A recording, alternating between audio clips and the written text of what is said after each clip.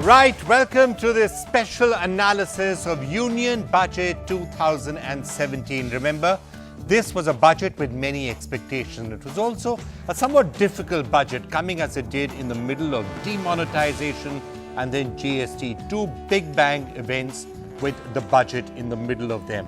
What was he going to do on the fiscal deficit? That we've seen, infrastructure spending, tax compliance, lots and lots of questions were out there.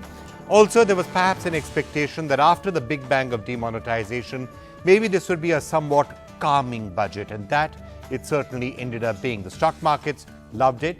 Experts, well, we're going to continue. We've been hearing from them all through the day, and we will continue to hear from experts over the next 2 hours as well. All the top experts are going to be joining us. We're going to have voices from industry, from the opposition, and from the government. So, in fact, before I welcome Mr. Naushad Forbes of CII, who's sitting out here, and all of our other guests who are going to be with us, let me take the occasion to go across very first to Mr. Ravi Shankar Prasad, Senior Minister in the Government, Minister of Information and Technology.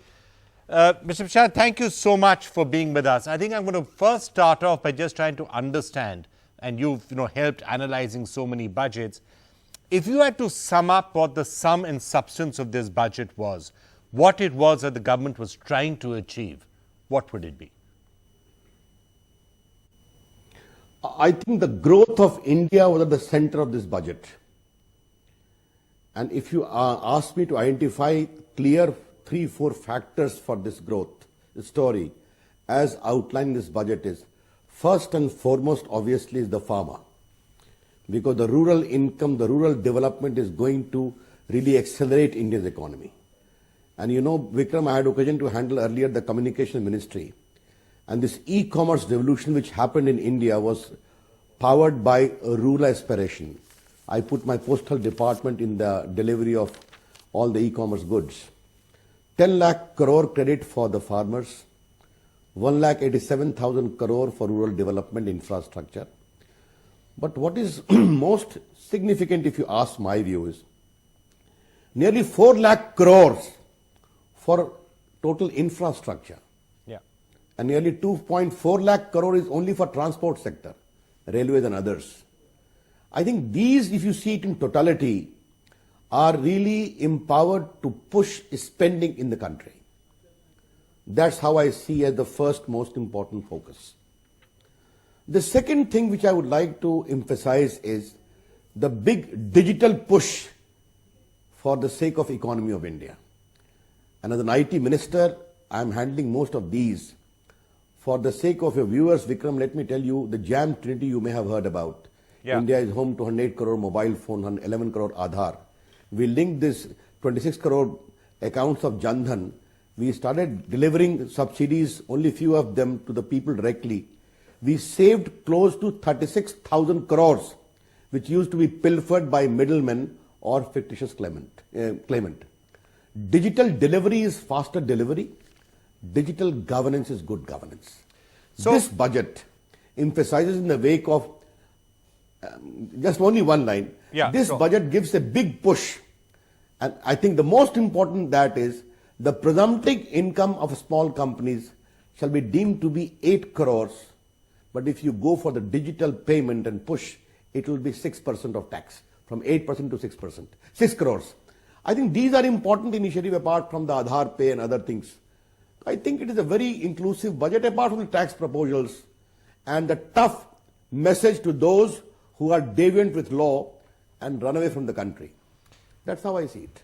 Yeah, so those are in fact some of the aspects I was about to bring you to. So very interesting that, for example, confiscation, anybody who's left the country and run away, confiscation of assets is something particularly noteworthy, I think, in that the fact that fiscal deficit has been kept to 3.2%, so fiscal prudence is there. But I just wanted to ask you, and current account deficit. Yeah, and so those all are the good bits. Yes. Yesterday, when you were talking about digital payments and the new, ethos that people are trying to bring about, the economic survey had a couple of very interesting ideas, like universal, basic income, to do away with subsidies, to try and simplify and remove the pilferage. That didn't come, and nor did the other big idea in the economic survey, which was PARA, which was the reconstruction bank, which takes away the problem of bad loans from banks and also helps private sector infrastructure. It's one thing for the government to spend on infrastructure, which it is, but to incentivize private companies to do it, para or a asset reconstruction bank could have helped. That didn't happen right now. Is it possible that it is still being considered by the government that could come in the next few weeks and months? Or is that something which we will have to wait and see? Vikram, one thing have you noticed in the budget today and the economic survey yesterday? Some considerable degree of plain speaking. Yes. I think for the first time the Finance Minister of India in independent history is telling the people of India how many of you pay tax and how many of you evade tax. And the bottom line is those who are the salaried class. How can you justify, Vikram, 24 lakh people in a population of 125 crore plus showing income of 10 lakh and above? And only 71 companies showing income of 10 crore and above? How can you have this kind of scenario? That is one thing. And the second, economic survey is just not palliatives. Economic survey, apart from identifying areas of promise, also indicates the road ahead. As I say, the difference between the ideal and the doable. Yeah, the economic survey indicates a lot of ideals which are required to be done. We'll do it gradually in a calibrated manner. And I think this wholesome budget is designed to concretize many of the suggestions given and also lays down a good roadmap ahead. Now you talk of the bank part of it. I wish to tell you only two things, Vikram, and let the viewers of NDTV know about it. Indian digital economy is going to become $1 trillion plus in the coming 5 years. Our startups have surpassed the Chinese startups. You know it. We are amazed to see in the last 2 years how startup industry has picked And up. Given what Trump is doing, it might well surpass America. All you have a perfect opportunity to get all those startups which want to run away from America, get them here. You can't do H1B. God knows what Trump is doing. You've got a wonderful opportunity. Ravi Shankar Prasad, make India Silicon Valley. Vikram, the sheer innovative capacity, and why I am indirectly happy about, not necessarily as an IT minister, but more as a strong believer in the innovative spirit of Indians. If they will be denied the right to work for big multinationals abroad, they will work for themselves, create more patents, more innovation. And good luck for India. It will be a great area of great promise. It might not be a bad idea. Now, I just want to come. Sorry, carry on what you were saying. Vikram, only one thing I would like to flag very briefly. Yeah. In this, I'm also the Minister of Electronics, apart from IT. And do you know, India in the last 1.5 years, 72 mobile manufacturing factories have come into India, including from China. 42 mobile manufacturing and 30 component, your batteries and chargers and all. Right, we're going to wait. Your Greater Noida is emerging as a big hub of that. Yeah, we're waiting we are for pushing Apple electronic manufacturing in a big way. Yes, surely, because they are coming for India's market, and our motto is make in India for India and also export outside neighboring countries and the Gulf countries. Okay, now I want to show you what proposals 1,26,000 crores. Yes, okay, I want to show you something, the thing which you referred to. Plain speaking, and you're right, there was a lot of plain speaking in the economic survey, which I thought was one of the best economic surveys we've seen in a long, long time. It was very well articulated, and a lot of the logic was laid out in that. Now, today, the part which you referred to the finance minister saying about how few people actually pay tax in this country. And he said that India is a non-tax compliant country. This is what he said. This is why he said. Let me just play it for our viewers, and then I have a question related to that for you, Mr. Ravi Shankar Prasad. Here's what Arun Jaitley said, what Mr. Prasad was referring to right now. The number of people showing income more than 50 lakhs in the entire country is only 1.72 lakhs. We contrast this that in the last 5 years, more than 1.25 crore cars have been sold.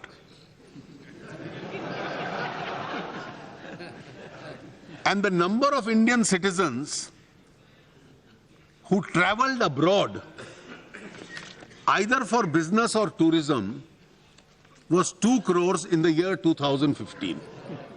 Because of serious efforts made by the government, the rate of growth in advance tax, in personal income tax, in the last 3 quarters of the current financial year is as high as 34.8%.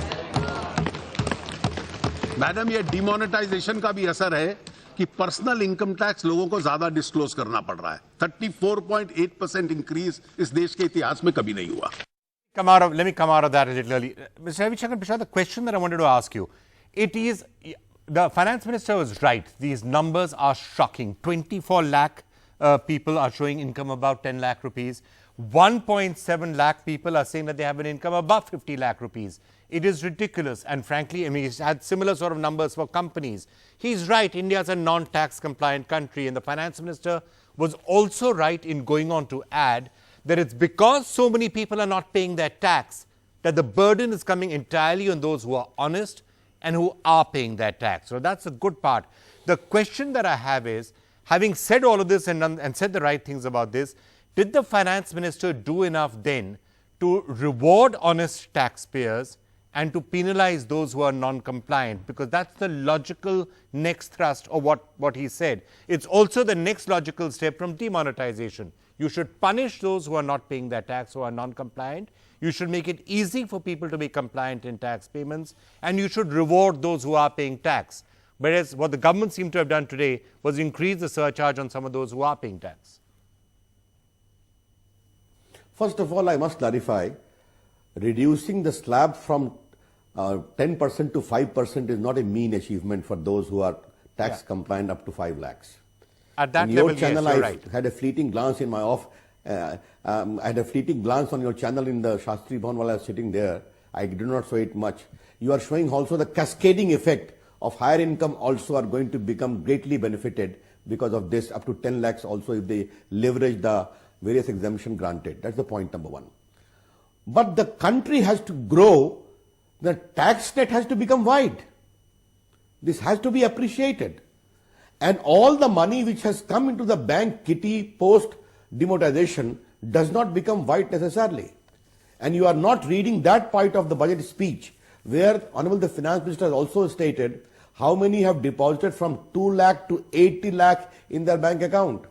You have to disclose the source of this deposit, how you earned it, and whether you have paid tax or not. That is also very important. And if the 34% rise in advance tax payment is an indication, a barometer, surely tax compliance is bound to rise. That is what this government is about, to make India a transparent country. So would I be right Vikram, in saying... Again for the... yeah, carry on. Finish what you were saying. Only one thing, the total money available for growth per se is how much? Hardly 5 lakh crore. You have to make other commitments also, you know it very well. Pension, salaries, etc. You need to enlarge this kitty required for developmental purposes. And that will come only from the tax one. And remember, Vikram, it is a unique budget. No increase in taxable limits or standards, yet these exemptions have been granted. Right. Now, of course, corporate tax brought down for smaller companies, not for the largest ones, but corporate tax have been brought down for the smaller country. But last question to you before I allow you to go. Would it be correct to say that the logic of everything that the government is saying and doing, both demonetization and what the finance minister said today, what the prime minister also said on December the 31st, the logic should be that over a period of time, moderate taxation, easy to pay tax, no harassment of honest taxpayers. But if you don't pay that, so you make it easy for people to pay tax and then say if you don't pay tax, then you'll have to bear the consequences. Is that the logic of the system which you would like the government to move to? Logically, it follows, Vikram. Today, the finance minister also indicated that the Saral form for income tax compliance is going to become half page now. The Prime Minister has been very particular, all the forms must be as short as possible. But don't miss the larger picture, Vikram, that's very important. Okay. Narendra Modi government is a transformative government. Skill India, Digital India, Make in India, Startup India, Stand Up India. Vikram, can I ask you a question myself? Which Prime Minister has showed the courage to go for political funding in the manner in which the PMs announced it today? And remember, hardly a month ago, he made an announcement in a public meeting in UP that if I am seeking to make the country on the right track, the political process has also to become a part of that. And today, 20,000 cash limit has been brought to 2,000. Are you with sure their that ground political for, parties aren't other going to find purposes. clever ways of circumventing this? I mean, Indians are, you know, I think the finance minister also referred to it. Indians are really, really smart at how they are able to do these things. I mean, look at demonetization. All the money came back. Indians were able to find ways, unfortunately, of laundering a large amount of the black money that they had. So what's the guarantee that political parties will not be able to do it? Some political parties, and I won't mention them, found very clever ways of depositing large amounts of cash during demonetization. So while I certainly hope that political funding will be cleaned up, are you as confident as, I mean, we can tend to be skeptical on some of these things, or whether parties will find a way around it? Vikram, people will like to become over smart. But haven't you seen how many bank managers were arrested by this government? Have you seen that number being arrested? How many cash was seized? How prompt follow-up action was taken? Surely, Election Commission is also there with its own tough architecture. But what is important is a very real beginning has been made. As I said, Mr. Modi is a transformative leader. India is on the way to transforming itself, and this budget is an important instrument for that. That's how I see it. All right, Ravi Shankar Prasad, thank you so much for joining us with that, if you can call, keynote interview to kick off these 2 hours. Thank you so much for joining us, giving us some of the perspective of what the government was trying to do and wants to do. Piyush Goyal is going to be joining us a little later. Babul Supriyo is going to be coming in just a couple of minutes. Let me now start welcoming some of the other guests that we have. Dr. Naushad Forbes, President of CII, right here with us. Sachin Pilot, Senior Leader of the Congress Party, with us as well. Praful Patel, Rajya Sabha MP from the NCP, is with us. Mohandas Pai with us as well, Chairman, Manipal Global Education Services Private Limited. Thank you all so much for being with us. Sachin Pilot, we heard what the government said. How would you respond to some of this, and what is your overall take on the budget? Where do you think the government got it right? Where do you think the government got it wrong? First, Vikram, I think in this true spirit of democracy, it would have perhaps been better if the government ministers were allowed to take some questions from other people, because the Prime Minister speaks one way on the radio, FM makes a speech, and then ministers come and start patting their backs on the back. This budget, I think, is very inconsistent with the economic survey that we had just a day ago. It seems like we're talking about 2 different countries. Now, the finance minister has to allocate budgets to every department. I think it's no great mystery that every year, 11 months ago, Arun Jaitley allocated some money to different departments. But what is the thrust of this budget? I think the whole country was waiting to see what disclosures the FM and the government are going to make about demonetization. Any detail, any data, any path forward about what really happened in the whole 2 months that we've seen. We were expecting big announcements on farm loan waivers. I think the people who were hit the hardest were not the people who were earning 2 to 5 lakh rupees a year. Those people who were daily laborers, unorganized sectors, farm laborers, people who earn every day and feed their kids and family. Those are the ones who were most affected, who have lost most jobs. What did the government do for them? I think if you talk about the bold reforms, they were missing. I think there was finally a realization that the government actually has a conscience. They were guilty, and that's why this real budget was not about a reformist budget. It is just to keep things going, because for no reason our GDP has been hit by 1%. For no good reason. The world agencies across the globe are saying this country is going back for real no reason. The black money has not been discovered, not been disclosed, and not been told to this country as to what's happening. One small example. Now, last year for skill development, Vikram, 2,400 crores were allocated. The government spent only 1,100 crores. So there must be accountability of the 11 months ago statement that the government made and what it's doing today. You can tinker the tax rate here and there, but the big idea of this budget should have been for farmers, for job creation, for the unorganized sector, and post-demonetization where this country stands. All right, Babul Supriyo has joined us. I'm going to throw some of that to him, although this is not really the occasion to spend too much time talking about demonetization, but some of the points that you made are valid. But before I come to Babul Supriyo, Naushad, you've had some time now to look at the whole thing from the point of view of industry.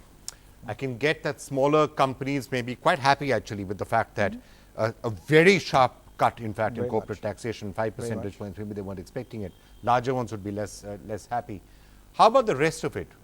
Were you expecting few more big bangs, or is this country somewhat scared of big bangs at this particular moment after demonetization? So I think broadly the budget was very consistent with the approach and policy that the government has been taking. And I think we should see it as several useful steps along the way in the policy direction that's being taken. And I think this applies in terms of fiscal consolidation. I think that was very welcome, including for industry, because at the end of the day, if the deficit is in control, then we can expect interest rates to be moderate. We can expect a sustained economic performance over many years. Second, I think the focus on the rural sector and rural investment, rural infrastructure creation, I think is also going to be very beneficial to industry. It will show up in the form of putting money into the hands of people at the bottom of the pyramid, and that money is going to get spent. And as it gets spent, it will create demand, and that demand will then start initiating the investment cycle that has been eluding us now for several years. So I think that is very welcome. We'd have How do you liked to get see the it investment spread across. If I could just interrupt you though before I go to the others, perhaps one of the best ways to kickstart that investment cycle is exactly what the economic survey said just a day ago, which was figure out the twin balance sheet problem. Yes. Why can't private companies invest? Because they are burdened with debt. Why can't banks lend? Because they have that bad debt. Best way to do it, solve it once and for all. Take that one big step. So Was that a disappointment? Why that could have been done right now? So there was some mention of that in the budget. 10,000 crore rupees No, is not a I'm lot not. of money. I mean, that I think is I think that's going to be a drop in the ocean of NPA addresses. It's a very small drop in the ocean. Yeah. But I think what was mentioned was that instead of adopting a dispute resolution, a separate dispute resolution mechanism, as the Kelkar committee had recommended to the government, the government would address this by setting up, by amending the Arbitration Act of 1996 to bring in a dispute resolution mechanism. Now, But we have this to is still see all of the tinkering with details. the problem. All of this I is agree. tinkering with the I agree. problem. So And I the think- economic survey itself said it. I mean, we had very clearly from the government yesterday saying I think- all of these steps are tinkering. So- you need para, you need a big bang step to do so it. the economic survey talks about para as a separate agency that would be set up specifically to address this in a very concrete way. I see no reason why that can't happen post the budget. Okay, it doesn't have to be part of the budget. In fact, I'm going to ask Babu Supriyo whether he agrees with that. But Praful Patel, let me get you in on this. First, on your big take of what happened, whether you agree with what Sachin was saying or do you not agree? Relations between the NCP and the BJP are always a question of some speculation these days. Well, you want me to be overly critical just because we are in the opposition? I will No, not I'm agree just going to with watch there, what you say and very there's no carefully, question of a special as will everyone relationship. else. Let me put it this way, yes, of course. And you see, I would say that the budget is more like continuity with camouflage. So whatever has been happening over the years, it's just been, put in different version and put before the people. The second thing is it's like a plain vanilla with, a little bit of sweetener sprinkled here and there. So I think on the whole, the budget is nothing to be overly critical about. But the real issue here is, you see, the important thing which I take is the plan and the non-plan expenditure has been merged together, and the date has been changed, advanced to 1st of February to be enable us to spend the entire money in a whole fiscal year. The real issue here is that, having said this, will the government be able to spend that entire money in a fiscal? Because the numbers are big, mind-boggling, but the real key in government, and I've been in government, is to spend that money, as Sachin pointed out, about one figure of skill development for last year. There are so many heads in government where you will be spending large amounts of money, but will you be actually able to spend that money? That is the key. And as far as big bang reform or anything of that sort is concerned, I don't see anything special in the budget. There is a normal continuity which goes on from year to year, whether it's this government or that government. So I really want to know, in the last 3 years, what has changed for you and me in India? Have jobs been created? Have farmers been better off? Has anything been done for business, for industry, to kickstart the economy? I think that is the key which we have to all look at. The budget is just a simple exercise from year to year. But what has actually changed and redefined Indian landscape for the people of India is something which we really need to look at when we are debating a budget. All right, fine. Now, I want to come and throw to Babul Supriyo the question that Sachin had. We are still waiting for some amount of clarity on demonetization. Now, frankly, all this time, nothing was said. Everyone said you're going to start hearing about it in the budget. We did hear a little bit about demonetization in the budget. In fact, let's just hear what Arun Jaitley had to say on demonetization in the budget, and then I'm going to ask Babul Supriyo where those numbers are. Here's what Mr. Jaitley said. Demonetization seeks to create a new normal wherein the GDP would be bigger, cleaner and real. Like all reforms, this measure is obviously disruptive as it seeks to change the retrograde status quo. The pace of remonetization has picked up and will soon reach comfortable levels. The effects of demonetization are not expected to spill over to the next year. All right, not expected to spill over to the next year. So, Babul Supriyo, thank you so much for joining us. I'm going to ask you about the rest of the budget. But first, that question that Sachin asked, that by now, we should have some idea of how much money actually came back. We should have some idea, okay, maybe too early to say how much money is going to go into the amnesty scheme, but some sort of statistics as to what happened with demonetization, black money, all of this turmoil that we've gone through. Hardly any mention of it even in the budget. Well, see, there are two ways of putting it. One is try to put in figures saying that they are going to be plus minus so and so. I don't feel the need to connect demonetization with the budget as such, but the question is being raised, and so I'll answer. You might not be getting some figures that you are expecting. The government never said that it's going to come up with the figures during the budget day, but the advance taxes has gone up by 34%.